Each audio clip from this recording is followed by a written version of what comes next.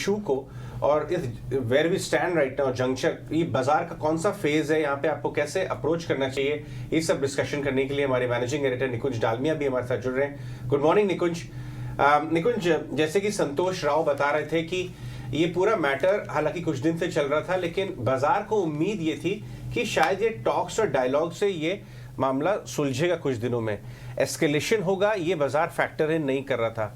आपने किस तरह से ओवरनाइट डेवलपमेंट्स को ऑब्जर्व किया है और आपकी क्या राय बन रही है इस समय? अच्छा, देखिए, अंग्रेजी में कहावत है कि markets go up and down and reasons they follow. तो शेयर बाजार के अंदर वही हो रहा है, क्योंकि प्राइस एक्शन इस समय खराब है, हम रीजंस ढूंढ रहे हैं। जी हाँ, आप जो बोल रहे हैं एकदम सही है। मेरे को सबको लग रहा था कि भाई इस समय कोई भी बड़ा नेशन या कोई भी बड़ा राष्ट्र इस समय वॉर नहीं करना चाहेगा, बिकॉज अब कोविड से निकल रहे हैं, इकॉनमी बड़ी मुश्किल से ट्रैक पर आई है। वॉर जो होता है उसकी कॉस्ट होती है। रूस को भी पता है कि वॉर होगा तो उस पर सैंक्शन लगेंगे, सैंक्शन से रूस की जो इकॉनमी है उसको नियर टर्म झटका लगेगा।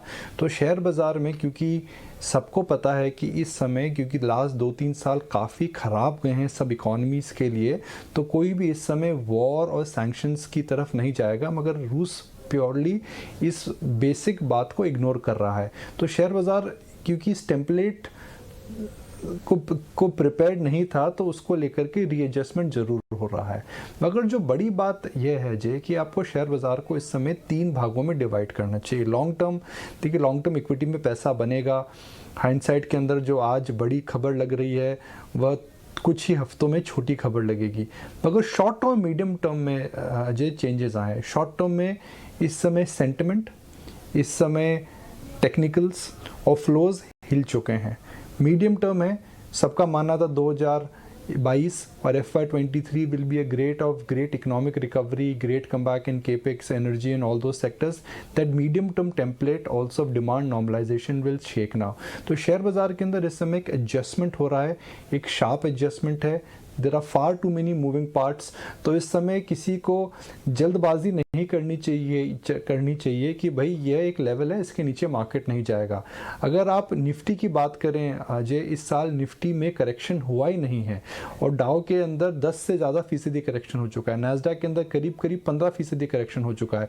तो उस कॉन्टेक्स्ट में अगर आप देखेंगे तो भारतीय शेयर बाजार में हालांकि mid and small cap stocks में गिरावट आई है, मगर बैंक निफ्टी और निफ्टी में इस साल कोई बहुत बड़ी गिरावट नहीं है। एब्सोल्यूट रिटर्न में आप अभी भी साल के लिए फ्लैट हैं।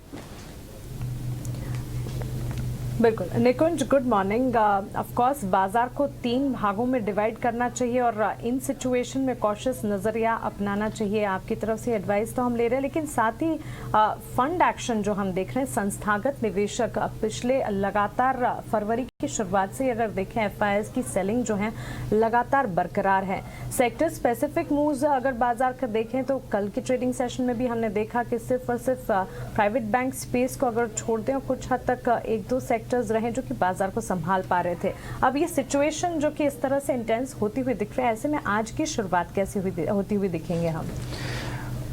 बड़ी अच्छी हिंदी का अपने प्रयोग कराया मानसी, संस्थागत निवेशक जिसे हम इंस्टीट्यूशनल इन्वेस्टर्स बोलते हैं। देखिए, इंस्टीट्यूशनल इन्वेस्टर्स 2 तरीके के होते हैं। इंस्टीट्यूशनल इन्वेस्टर्स, एक तो ग्लोबल इंस्टीट्यूशनल इन्वेस्टर्स हैं जो कि इस समय अपना पोर्टफोलियो चर्न कर रहे हैं, और वह पोर्टफोलियो दिसंबर में भी चर्न कर रहे थे, जनवरी में भी चर्न कर रहे थे, फरवरी में भी चर्न कर रहे हैं। तो क्या इस समय जियोपॉलिटिकल कंसर्न जो हो रही है, क्या उसकी वजह से उन्होंने अपनी चर्निंग ज़्यादा करी? जी नहीं। चर्निंग इसलिए हो रही है बिकॉज जो कई ETF फंड्स होते हैं वह मैक्रो ट्रेड्स करते हैं कि क्रूड में क्या हो रहा है, इंटरेस्ट रेट्स में क्या हो रहा है, फेड में क्या हो रहा है। तो उसको लेकर के जो पोर्टफोलियो एलोकेशन है वह चेंज हो रही है, और जो पैसा पिछले साल हिंदुस्तान में आया था इस साल चाइना में जा रहा है। तो एक मैक्रो ट्रेड है जो कि दिसंबर में भी हो रही थी, जनवरी में भी है, फरवरी में भी है, हो सकता है आने वाले कुछ समय तक चलेगी। मगर जो हमें राहत की सांस मिल रही है वो है डोमेस्टिक इंस्टीट्यूशनल इन्वेस्टर्स, एसआईपी का पैसा जो आ रहा है, फर्स्ट टाइम इन्वेस्टर्स का पैसा जो आ रहा है। तो इस मार्केट का रियल टेस्ट मानसी अजय अब होगा। फिर जो नए निवेशक आए हैं, जो 2020 के बाद जो निवेशक आए हैं, उन्होंने इक्विटी में अभी तक वॉलेटिलिटी नहीं देखी है। उन्होंने इक्विटी के हमेशा अच्छे दिन ही देखे हैं। जी आप मार्च 2020 में आए, जनवरी 2020 में आए, अप्रैल 2020 में आए, तो आपके पोर्टफोलियो में आपको डबल डिजिट रिटर्न मिला है।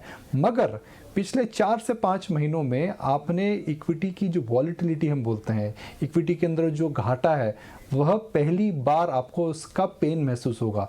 तो शेयर बाजार के अंदर जो डोमेस्टिक इंस्टीट्यूशनल इन्वेस्टर का जो फ्रेमवर्क है, उनकी जो कमिटमेंट है, शायद आने वाले कुछ समय में टेस्ट होगी। तो ये मार्केट के लिए काफ़ी इंपॉर्टेंट टर्निंग पॉइंट है, क्योंकि एक तरफ हालांकि एफआईज बेच रहे हैं, मगर डोमेस्टिक इंस्टीट्यूशनल इन्वेस्टर्स खरीद भी रहे हैं।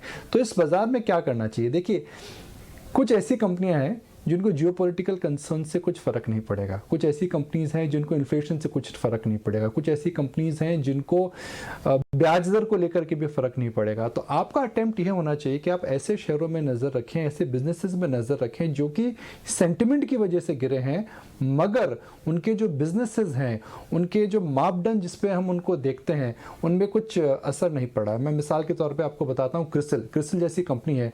अब भाई जो दुनिया में हो रहा है, जो फेड कर रहा है, जो इन्फ्लेशन में हो रहा है, क्या क्रिसिल को उससे फ़र्क पड़ेगा? जी नहीं। मगर गिरावट आती तो क्या क्रिसिल का शेयर लेना चाहिए। इंडियन होटल्स, क्या इस शेयर को लेकर के क्या इस समय जो एक हम रिवेंज ट्रैवल की बात कर रहे हैं, क्या रिवेंज ट्रैवल में कुछ परिवर्तन आएगा? जी नहीं। इस समय अगर आप देखें तो आईटी, अगर मैक्रो कंसर्न्स बढ़ती हैं तो क्या आईटी की डिमांड को फ़र्क पड़ेगा? जी नहीं। क्या रुपये में मंदी आ सकती है? जी हाँ। क्या उससे आईटी को फ़ायदा मिलेगा? जी हाँ। क्या आईटी स्टॉक्स करेक्ट हो चुके हैं? जी हाँ। तो जहाँ पर ये जी हाँ के 4-5 टिक्स लगते हैं, आपको उन्हीं पे नज़र रखनी चाहिए। एक बड़ा सा एक छोटा एक टेम्पलेट बना लीजिए। Which are the companies which will not get affected because of energy, which are the companies which will not get affected because of inflation, and which are the companies which can handle an interest rate hike. उन companies में इस समय जो nervousness आ रही है, उसमें निवेश करना चाहिए। निकुंज, शुक्रिया। ये सारे की सारी एनालिसिस और बाजार में इन लेवल्स पर पैनिक सिचुएशन अगर क्रिएट हो तो कहाँ पर नज़र बनानी चाहिए और किस तरह से कौन से सेक्टर्स और कैसे स्टॉक्स में निवेश करना चाहिए, इस पर अपना नज़रिया हमें बताने के लिए। तो क्लियरली एक तो बाजार को 3 हिस्सों में बांट लीजिए। बाजार में कॉशियस नज़रिया ज़रूर अपनाएं, लेकिन स्मार्टली यहाँ पर अगर प्ले आउट करेंगे तो बहुत सारे ऐसे सेक्टर्स और स्टॉक्स भी आपको मिल जाएंगे जिसमें आप निवेश का नज़रिया इस वक्त भी बनाकर चल सकते हैं। At all times markets will give you position and at all times an opportunity to enter। हमारे साथ चलिए हमारे टेक्निकल